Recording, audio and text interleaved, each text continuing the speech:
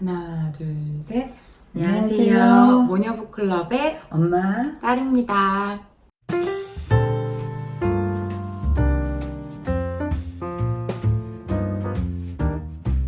오늘 같이 읽을 책은 제가 지난번에 이제 엄마한테 2권의 책을 선물해 드렸거든요. 근데 이 책이 그때도 말씀드렸듯이 그 성향이 되게 달라요. 작가들의 성향이. 이 책은 제목 때문에 호기심을 갖고 읽게 되는데 이 책이 갖고 있는 어떤 긍정적인 측면이 있거든요. 그러니까 이 책은 정말 긍정적이고 호기심이 많고 행동력이 있는 그런 할머니의 그 이야기라서, 에세이라서 좋은 자극과 에너지를 주는 그런 책이거든요. 근데 왜 그런 거 있잖아요. 위인들이나 유명한 사람들 자기계발서 성공 스토리를 들으면 아, 대단하다 싶은데 나는 근데 그렇게 못할 것 같은데 이런 생각 들 때 있잖아요. 그러니까 이게 너무 나랑 좀 동떨어진 얘기처럼 느껴질 때 그때 이 책이 다시 생각이 났는데 이 2권이 너무 다른데 같이 읽으면 시너지 효과가 더 있지 않을까 하는 생각이 들더라고요. 그래서 이렇게 엄마한테 같이 추천을 하게 됐는데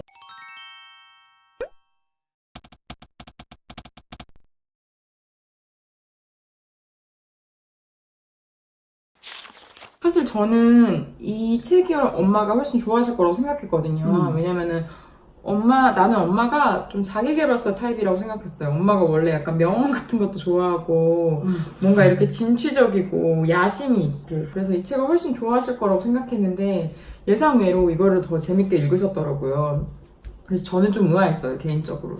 근데 나는 처음에 이걸 시작할 때 웹이라는 게 난 너무 생소한 건 아니지만 너무 그냥 무게감이 확 왔어. 처음부터. 나랑 너무 동떨어진 세계라는 느낌이구나. 그렇지. 그런데다가 또 이분은 나이가 나보다 훨씬 넘은 82세예요. 그럼에도 불구하고 이걸 이렇게 해내고 있고 이렇게 재밌어 하는데 갑자기 상대적으로 나는 너무 작고 모자라 보이고 그게 막 그걸 느끼게 해줘서 나는 그래서 오히려 이 책보다는 산호요코가 더 와닿았구나. 그렇지. 엄마는. 그래도 유용한 조언들은 많잖아요. 저는 사실 그게 되게 와닿았거든요. 그러니까 어렸을 때 고전무용을 배웠는데 그거를 잘 하게 되지는 못했지만 손해라고 생각하진 않는다. 그렇지요. 그걸 배워서 자기는 고전무용을 보는 걸 즐기게 됐고 거기에 관련된 뭐 옛날 음악이라던가 그런 것들도 듣게 됐기 때문에 그게 결코 인생에 있어서는 손해가 아니라고 생각한다. 맞아. 근데 저는 그건 되게 와닿더라고요. 나도 와닿았어. 실패를 하더라도 그걸 실패했으니까 다음에 그걸 해야 될지 말아야 될지 내가 좋아하는 건지 안 좋아하는 건지 잘할 수 있는 건지 못하는 건지 이걸 맞아요. 알 수 있겠잖아. 그래 그건 와닿아. 어떻게 보면 좀 배포가 있어 보이기도 하는 게 이분이 만든 게임이 히나단이라는 게임이에요. 명절 때 쓰는 단 위에 그 전통 목각 인형들을 배치하는 게임인데 이 사람이 처음에 그거를 아이폰용으로 만들었기 때문에 다른 핸드폰에서도 될 수 있게 만들려고 하니까 이제 그 화면 비율 같은 걸 조정을 해야 되는 거예요. 근데 그걸 하면은 출시 날짜가 늦어지게 되고 그래서 그냥 안 하고 내거든요. 그래서 만들어진 게임 보면은 비율이 조금 찌그러져 있거나 할 거라고. 근데 만약에 자기가 완벽하게 해야 돼 이런 강박을 가졌으면은 그 출시 기일을 못 맞췄을 거고 그러면은 그 해의 그 애플 세계 개발자 대회에도 초청을 못 받았을 거고 그러면은 지금 같은 기회를 못 가졌을 거다. 그래. 그래서 오히려 좀 긍정적으로 생각하시거든요. 그러니까 그런 막 완벽에 대한 강박이 없다는 게 저는 되게 좋게 보이더라고요.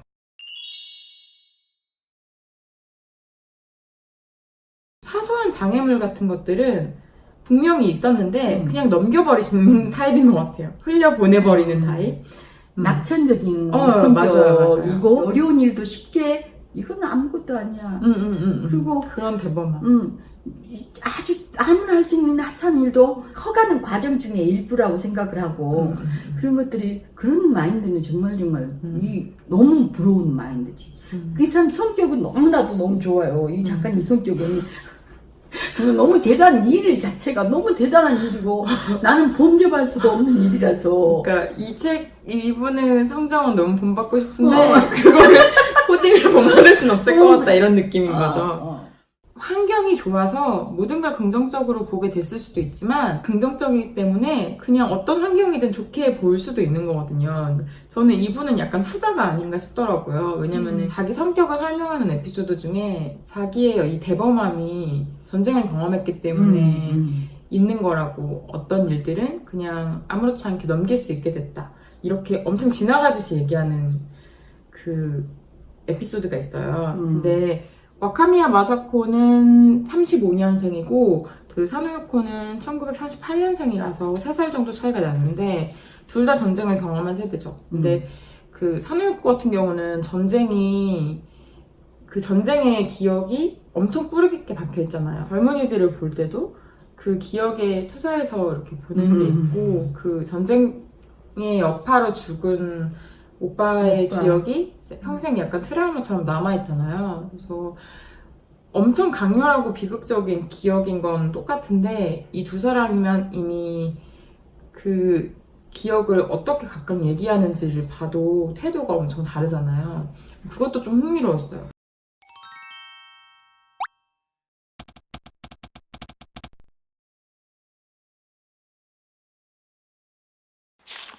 이 작가 같은 경우에는 전쟁 때문에 중국 베이징에서 출생을 해요. 그래서 전쟁으로 되게 가난이나 아니면 뭐 오빠의 죽음이나 뭐 이런저런 일들을 많이 겪다가 일본으로 돌아와서 에세이나 아니면 동화나 이런 작업을 많이 했거든요. 일러스트나. 그러니까 한마디로 예술인이고 전쟁의 기억이 있는 시니컬한.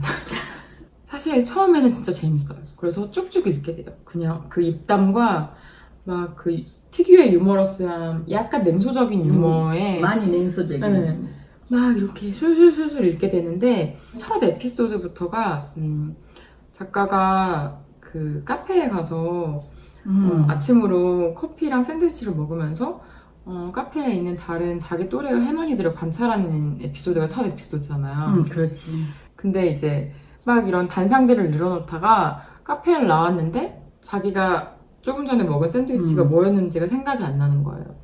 그래서 그런 식으로 그 자기의 삶에 침투한 어떤 병세들을 되게 담담한 어조로 풀어놓거든요. 암에 걸렸다는 얘기도 정말 아무렇지도 않게 하는데 생각도 못했어. 예방암 판정을 받고 나와서 제일 먼저 한 게 그 자기가 지금까지 모아놨던 저금으로 제규어를 사거든요.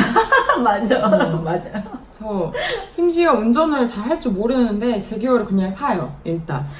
왜냐면 이 돈을 쓰고 죽어야 되니까.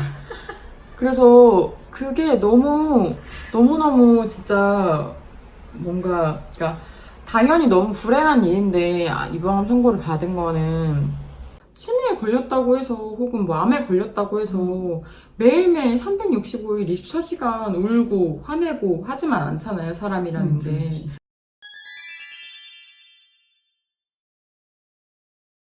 비관적이긴 한데 나는 거부감이 없었어. 왜냐, 나도 그런데 이런 공감되는 부분들이 많아서 좋았고, 또 그 사람이 서글퍼 보이지가 않았어. 첫째, 우리도 전쟁 전후 세대잖아요. 설날만이 맛있는 음식을 다 먹을 수 있었는데 설 음식을 장만하는데 아버지가 여기서 그냥 작가의 아버지가 상을 걷어가지고 그게 다 풀풀 흩어졌음에도 어린 나이에 그 천장에 붙어있는 음식물을 보고 한없이 배꼽지고 웃었다. 젊은 사람들은 어떻게 생각할지 모르겠어, 이 사람 책을. 근데 나처럼 나이 먹은 사람들이 이 책을 읽어보면 맞아 하는 부분들이 많이 나와서 이 책이 참 좋았던 것 같아. 그러니까 이 책의 그 장점 중에 또 하나가 유머러스함 다음으로 진솔함. 정말 솔직하게 써있거든요. 맞아. 남들 타인의 시선을 거의 전혀 의식하지 않은 것처럼 보일 정도로 아주 솔직하게 쓴 책이기 때문에 공감이 진짜 많이 되는 것 같아요. 그 사람이 가장 나는 그냥 사람 냄새가 나는 게 그렇게 오래 살고 오래 사는 것에 집착은 하지 않지만은 영양소는 또 잘 갖춰서 먹는 거야. 이건 비타민 C니까 먹어줘야 되고, 이건 뭐 섬유질이 있으니까 먹어줘야 되고, 그런 비타민, 그 영양소를 골고루 갖추려고 하는 거지. 그렇죠. 그런 것은 이렇게 비관적인 사람이 나름대로 잘 살아서 먹는다는 그렇지. 게. 치매 부모를 남편을 갖다가 이렇게 돌보는 거라든지 뭐 봉사하는 거라든지 훌륭한 연설을 하는 사람들 보면서 너무너무 훌륭한 사람들이 많아서 싫다. 남들을 시기하고 좀 질투하고 미워하는 마음을 잘 내보일 수가 없잖아요. 근데 정말 가감없이 드러나 있기 때문에 그런 부분이 너무 웃기기도 하고 공감도 되고.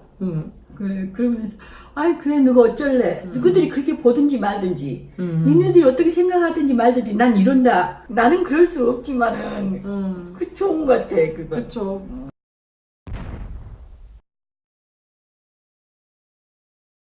이 두 작가 중에서 한 명을 친구로 삼는다면은 누구를 친구로 삼겠어요? 엄마는? 사노요코랑 그 다음에 와카미야 마사코. 와사미야. 와카미야 마사코. 다시. 친구 하시겠어요? 이름을 못 외우는데. 아카미야 마사코 씨와 친구가 되고 싶어요. 사노요코 작가는 살짝 내가 긴장해야 되고 피곤할 것 같아. 공감은 많이 되는데 약간 까칠하고 내가 그 사람 심정 안 건드리려고 애를 쓸 것 같고 나이 들수록 인생이 점점 재밌어지네. 이분은 내가 설사 무슨 잘못을 하고 서투르고 정말 그럴지라도 허허허 웃고 넘어갈 것 같고 또 따라다니면 뭔가 막 재미나는 일이 있을 것 같고. 그러면 만약에 엄마가 친구한테 책을 선물하거나 추천한다. 그러면 두 권 중에서 어떤 책을 선물하실 것 같아요? 난 두 권 다 하고 싶네. 그래, 네가 나한테 두 권 다 한 이유를 이 책 두 권을 보면서 알았어. 두 권 다? 두 권 다 보내주고 싶어. 난. 그냥 딱 뭔가 한 권을 정해야 된다면 사는 게 뭔지. 사는 게 뭐라고? 사는 게 뭐라고. 사는 게 뭐라고? 왜요? 우리는 나이 들어가고 있고 나이 들어가면 죽음을 생각 안 할 수 없으니까 죽음을 생각할 때 그렇게 뭐 비관적이거나 거창하거나 막 세상 나만 슬픈 사람이 아니라는 거 이렇게 준비해가는 사람도 있다는 걸 느끼게 해주고 싶었어. 가끔씩 그 책이 사람처럼 느껴질 때가 있거든요. 그러니까 책이라는 게 결국 간접 경험인데 에세이 같은 경우는 그 작가 자신의 생각이나 아니면은 뭐 경험을 담는 경우가 많으니까 그 지난 시간에 읽었던 김은비 작가의 책 같은 경우도 그렇고 이 책 같은 경우도 그렇고 읽는 동안 이 사람이랑 마주 앉아서 대화하는 것 같은 느낌을 받을 수 있잖아요. 에세이의 특성상. 그래서 친해지고 싶은 친구 혹은 친해지고 싶진 않고 까칠하지만 그래도 재밌는 친구 이런 식으로 여러 가지 다양한 측면을 가진 친구들을 만날 수 있다는 것만으로도 책 읽기의 미덕이 또 있는 것 같아요. 좋아. 난 참 책을 읽으면서 뭔가 조금이라도 느낌을 갖는 게 행복해. 저희가 이제 어느덧 지금 5번째 5회차잖아요.